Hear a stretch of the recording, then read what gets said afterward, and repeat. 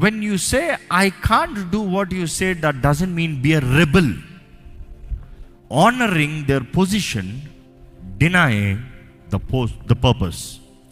ఉదాహరణకి బైబిల్లో చూసినప్పుడు శద్రక్ మేషక్ అబ్దెనగోలో చూడతాం. రాజశాసన దేవుని వాక్యానికి విరోధమైంది. వారు రాజుతో ఏం చేసుకుంటా చేసుకో పరా అన్నారా? రాజా గౌరవం. The way they communicate, respect. The way they tell, respect. The way they deny, respect. ఈరోజు ఎంతోమంది తల్లిదండ్రులను ఎదురిస్తూ మాట్లాడతారు. ఈరోజు తరం ఎలాగైపోయింది? 4 మొక్కలు తెలిస్తే 4 చాట్ జీపీటీ చెప్తే వీళ్ళే తెలివైన వాళ్ళు ప్రపంచంలో. పాప తల్లిదండ్రులంతా ఎర్రమొద్దులు, ఏం తెలియదు, ఏం తెలిసి ఈ మొద్దు మొఖానికి అంటాడు. Abusing language, disrespect. జాగ్రత్త. నువ్వు ఎంత తెలివైనోడు అన్నా ప్రతి సెకండ్ నీకన్నా ఇంకోటి తెలివైనోడు పుడతానే ఉన్నాడు. జాగ్రత్త. ఈరోజు not knowing facts makes one great. వారు ఎటువంటి స్థితిలో నాకు ఇది ఇవ్వలేదు, నాకు అది ఇవ్వలేదు, నాకు ఇది చేయలేదు. కొంతమంది చూడండి, కంప్లైంట్, అబ్యూజింగ్ దేర్ పేరెంట్స్. వారి జీవితంలో ఎట్లా అబ్యూజ్ చేస్తారంటే, మా నాన్న నాకు ఇది ఇవ్వలే, నాకు అది ఇవ్వలే, నా బ్రతుకు ఇలా ఉంది, నా జీవితం ఇట్లా. Stop complaining. వారు చేయగలిగింది, వారు బ్రతుకులో వారికి కుదిరినది చేయగలిగారు, చేశారు. నీవు ఏదైనా చెయ్యాలంటే, నీకు ఏదైనా కావాలంటే, ఈరోజు కాళ్ళు ఉన్నాయి, చేతులు ఉంది, బుర్ర ఉంది, మనసు ఉంది. Focus, do what is right. అనేక శాతము అలాగ మాట్లాడే యవనస్తులు చూసినప్పుడు పని పాట లేనోడు, ఏది ప్రయత్నం చేయనోడు, సరిగా చదవనోడు. ఓ కుర్రనైతే నేరుగడిగా, నిన్ను ఎంత చదివించారా అంటే, కాలేజ్ చదివించారు. 10వ తరగతిలో ఎంత నీ మార్కులు అని అడిగా. ఎంత నీ మార్కులు? అదే 33. ఎందుకు చదవలే? నువ్వు సరిగా చదువు అంటే, నువ్వు స్కాలర్షిప్ కొట్టుంటే, అవును కదా, నువ్వు పెద్ద కాలేజీకి పోయి ఉండొచ్చుగా. నువ్వు మార్కులు తీసి నేను చదివించలేదా? ఎందుకంటే నేను చాలామందిని తండ్రులు చూసా, స్తోమత లేని వారైనా బిడ్డ ఘనంగా చదువుకునేటప్పుడు అప్పు చేసో, తలకాయ పెట్టో, ఏదో ఒకటి చేసి పిల్లల్ని చదివించి పైకి తలుచుకునే వాళ్ళు ఉన్నారు. అవునా కదా? నేను చాలామంది ఐఐటీన్స్ చూసాను. మా చర్చ్, కల్వరి చర్చ్ చెన్నైలో ఐఐటి గోడకి అంటుకుని ఉంటుంది. చాలామంది ఐఐటి స్టూడెంట్స్ వస్తూ ఉంటారు. చాలామంది ఐఐటీన్స్ని చూసా, వారి తల్లిదండ్రులు ఎంతో దీన స్థితిలో ఉన్నవారు. కానీ బిడ్డలు, నేను క్రాక్ చేశానన్నా, నువ్వు ఎందుకు చేయలే మరి? You are just giving an excuse for your laziness. నీ సోమర్తనానికి ఒక సాకు. Stop complaining. అనేక శాతం అలాగా కంప్లైంట్ చేసే వారి గురించి సైకాలజిస్ట్ చెప్తారు, వారు మోస్ట్ ప్రాబబ్లీ ఇంకా మోర్ వర్స్ట్ లైఫ్ బ్రతుకుతారంట, ఇంకా హీనమైన స్థితిలో ఉంటారంట. వారి తల్లిదండ్రుల సాధన కూడా వారి జీవితంలో ఒక మూల కూడా రాదంట. So it is you first honour the post. దేవుడిచ్చిన స్థానాన్ని గౌరవించు. ఒక వ్యక్తి తన తల్లిదండ్రులను గౌరవించకపోతే తన భాగస్వామిని గౌరవిస్తాడంటావా? ఇంపాసిబుల్. నిన్ను కన్నా, పెంచిన, పోషించిన, భద్రపరిచిన, నీ కొరకు జీవిత కాలము అనుకుని చూడు. Approximately 28 years, 30 years you get married, whatever the age. But then 28 years నీ కొరకు కష్టపడిన వాళ్ళు, 28 years నీ ఆహారము, నీ నిద్ర, నీ బట్ట, నీ నీడ, నీ పోషణ, నీ జలసాలు అన్నీ చేసిన వాడిని కృతజ్ఞత లేదా? అలాంటి వాడు రాత్రికి ఇంకోళ్ళు పెళ్లి చేసుకుంటే వెంట కృతజ్ఞత వచ్చేస్తాడు. నమ్మాలా? So be relational, recognise the value, show appreciation. First మనసులో ఉండాలి కదా. చాలామంది అంట మదర్స్ డే మాత్రం ఎక్కడ లేని మదర్స్ గురించి వచ్చేస్తారంట. ఫాదర్స్ డే సగం గుర్తే ఉండదంట. బట్ వాళ్ళు పుట్టినరోజు మాత్రం నాకేమి ఇస్తావు, నాకేం కొంటావు? ఆయన ఒక మాట టక్కున అడుగుతా, మీ నాన్నగారు పుట్టినరోజు డేట్ చెప్పు, ఇయర్ చెప్పు, ఎక్కడ పుట్టారు చెప్పు. చాలామంది తల ఊపుతున్నారు. మరి నీ పుట్టినరోజు ఎన్నిసార్లు మీ నాన్నగారు సెలబ్రేట్ చేశారు చెప్పు. That is the generation we're living in. మీ తల్లి పుట్టిన సంవత్సరం చెప్పమ్మా.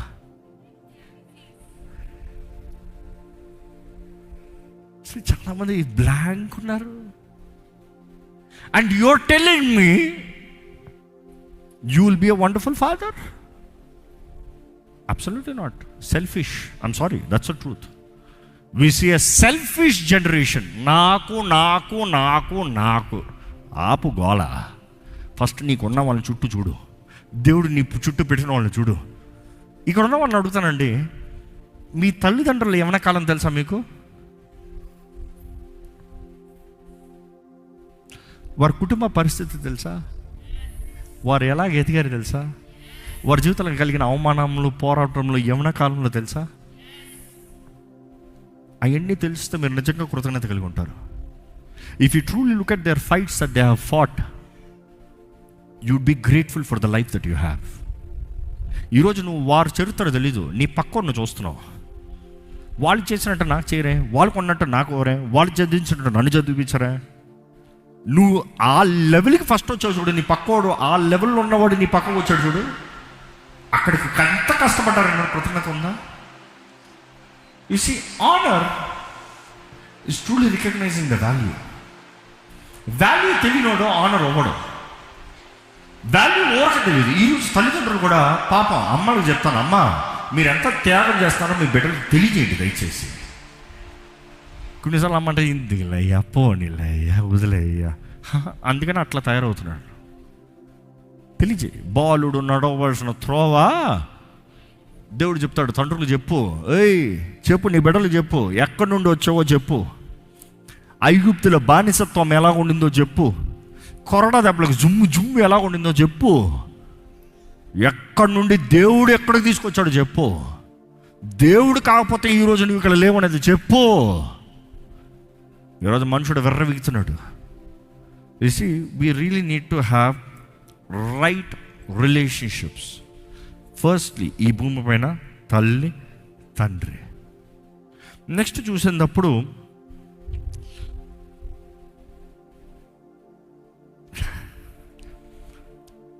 you tell me, after father and mother, who is the best bond that you have? ఎంతమందికి అక్కలు, అన్నలు, తమ్ముళ్ళు, చెల్లెళ్ళు ఉన్నారో చేతులు ఎత్తి చూపిస్తారు బాగా. Oh how blessed are you. ఈరోజు తరం అంతా, ఇప్పుడు ప్రెసెంట్ జనరేషన్ అంటే నేను ఒక్కనే నాకెవరొద్దు అన్న రకం. నేను ఒక్కనే నాకెవరొద్దు, నాకు పెళ్ళి వద్దు, నాకు భార్య వద్దు, నాకు భర్త వద్దు. ఈరోజు తరం ఏమి స్టేట్మెంట్ ఇస్తున్నారు? నా శరీర ఇచ్చలు తీర్చుకోవాలా, నాకు బాయ్ ఫ్రెండ్ గర్ల్ ఫ్రెండ్ పెట్టుకుంటాను, నాకు భార్య ఎందుకు, భర్త ఎందుకు?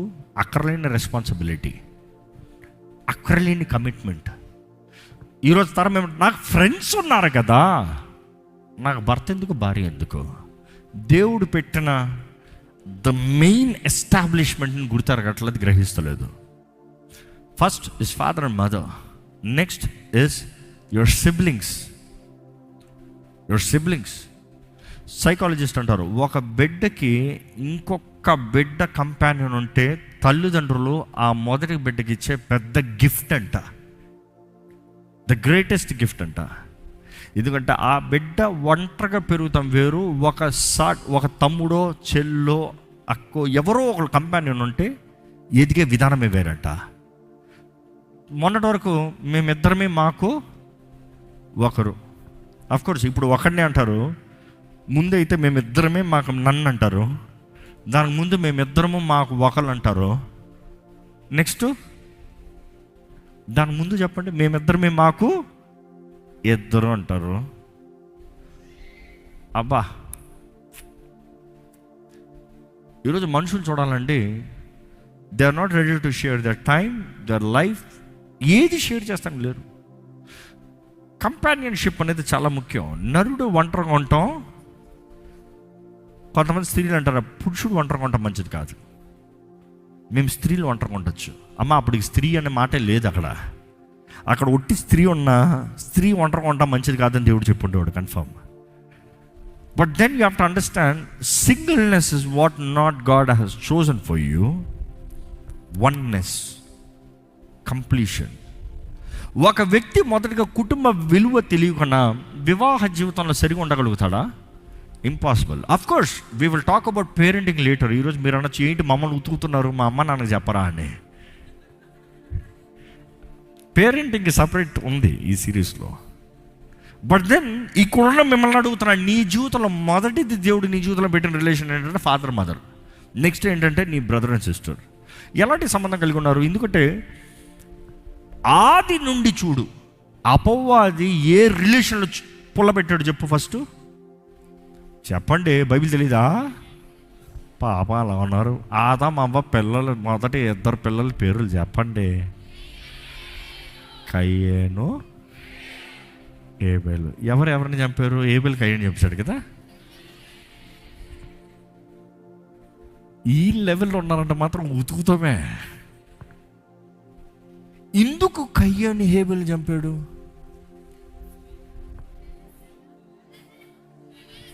జెలస్, అంతే కదా. ఈరోజు వరకు కూడా చంపుకున్న లెవెల్కి ఎవరు వెళ్తున్నారా అంటే సిబ్లింగ్సే. The highest number of plots of murder. ఎందుకు? వారు ఎందుకు ఇట్లా ఉండాలి? ఎంతోమంది చేతబడులు, అప్రెషన్, బాండేజెస్, అనేక శాతం చూడు.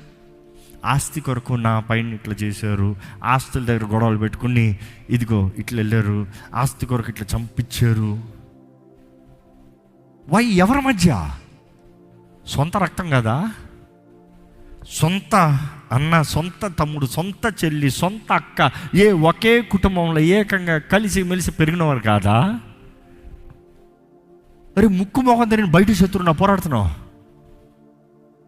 You see, that is the level of jealousy. అది ఈరోజు కొత్త కాదు, అక్కడే ప్రారంభమైంది. సో నీ సొంత సహోదరులతో, నీ సొంత కుటుంబంతో నువ్వు సరిగా బ్రతకలేకపోతే you are not qualified to live a successful marriage life. That's not possible. There are chances. దేవుని భయము లేని కుటుంబంలో, దేవుని భయము లేని వారికి, దేవునితో సహవాసం లేని వారు అసూయ పడతారు. వారు అసూయ పడుతున్నారండి, వారు చేస్తున్నారు, వారు చెయ్యొచ్చు, నువ్వు ఎలా ఉన్నావు? అదే బైబిల్ మరలా తెలియజేస్తుంది. దావీదుని తన అన్నలు అనుస్తున్నారు, అవునా కదా? బట్ దెన్ దావీదు సొంత కుటుంబం, but then the way he valued. తర్వాత ఏంటి? వాళ్ళందరూ ఆయన దగ్గరకు వచ్చారంట. వస్తున్నారంటే ఈయన ఓపెన్ ఉన్నాడా లేదా? ఈయన దూషించుంటే వస్తారా? యోసేపు జీవితంలో చూస్తాం, సొంత సహోదరులు చంపేద్దామని కుట్రేశాడు. రూబెన్ ఒక్కడు మాత్రం, రే ఇందూరా చంపుతాం, అమ్మేద్దాంరా అన్నాడు. బట్ దెన్ ఏమైంది? అలాంటి వాళ్ళు అందరూ ఆయన ముందు దొరికాడు. ఎట్లా?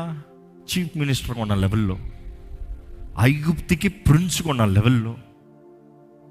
ఏం చేశాడు? పడలేదా మీద? కౌగిలించుకోలేదా? ముద్దు పెట్టుకోలేదా? అన్నల్లరా నేను చెప్పుకోలేదా? మీరు నా నిమిత్తమై కీడు ఉద్దేశించారు చెప్తున్నాడు. మీరు కీడు ఉద్దేశించారు కానీ దేవుడు మేలుగా మార్చాడు.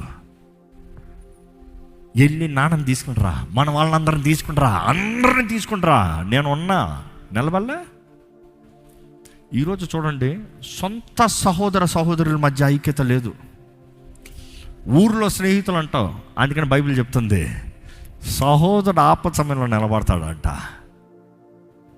ద రియల్ ఫైట్ వచ్చినప్పుడు నీ బ్లడ్ నిలబడుతుంది, బయటోడు కాదు. అందుకని అంటాం, కుటుంబాల్లో గొడవలు జరిగేటప్పుడు తలకాయ పెట్టద్దు బయటోడు.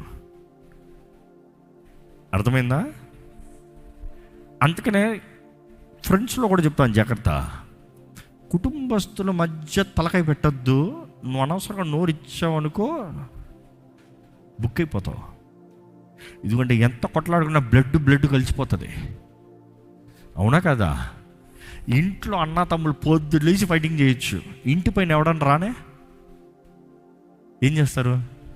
మిత్రం కొట్లాడుకుంటాం, మేము రాంపురా, నువ్వు పరా, నీ తను తినరా అంటాడా? రోషం కలిగిన వాళ్ళు ఎట్లా ఉంటారు చెప్పు? మన డిఫరెన్స్ తర్వాత ఫస్ట్ ఈ సంగతి తెలుస్తుందా? You see, that is the bond. ఈరోజు మమ్మల్ని అడుగుతున్నా, వివాహం ముందు if you can't be really in a way that you love, connect, bless, జెలసీలు వస్తాయి, డిఫరెన్సెస్ వస్తాయి, ఐడియాలజీలు మారుతాయి, ఎక్స్పోజర్ మారుతుంది, ఇవన్నీ ఉంటుంది. కానీ నీ కుటుంబము, దేవుడు నీకు ఇచ్చిన బహుమానము నువ్వు కోరింది కాదు, దేవుడు నీకు ఇచ్చాడు. నువ్వు డిసైడ్ చేయలేవు ఎవరు పట్టాలని. అమ్మ నెక్స్ట్ నాకు ఈడు ఉండాలి, అమ్మ నెక్స్ట్ వాడు ఉండాలి, అమ్మ నెక్స్ట్ వీళ్ళు ఉండాలి అని అడుగు చూస్ చేసుకోవచ్చా? No, God has gifted. వారు నీ జీవితానికి దీవెనకరంగా ఉండాలని దేవుడు కోరుతున్నాడే కానీ హానికరంగా కాదు. అపవాది హాని కలిగిస్తానికి ప్రయత్నం చేయొచ్చేమో కానీ దేవుడు వారిని, ఆ కార్యాలని దీవెనకరంగా మారుస్తానికి సమర్థుడు. Amen. So here's the thing, be relational. దేవుడు వాక్యం చూసినప్పుడు ఎఫెసీయులకు రాసిన పత్రిక 6వ అధ్యాయం 1-3 చూస్తే నీ తల్లిదండ్రులని సన్మానించు అని చూస్తున్నాం. కొలసీయులకు రాసిన పత్రిక 3వ అధ్యాయం 20వ వచనంలో చూసినప్పుడు పిల్లలారా మీ తల్లిదండ్రులకి లోబడండి అని చూస్తున్నాం. అదే రీతిగా రోమీయులకు రాసిన పత్రిక 12:10 వచ్చేటప్పుడు చూస్తే ఆనర్ వన్ అనదర్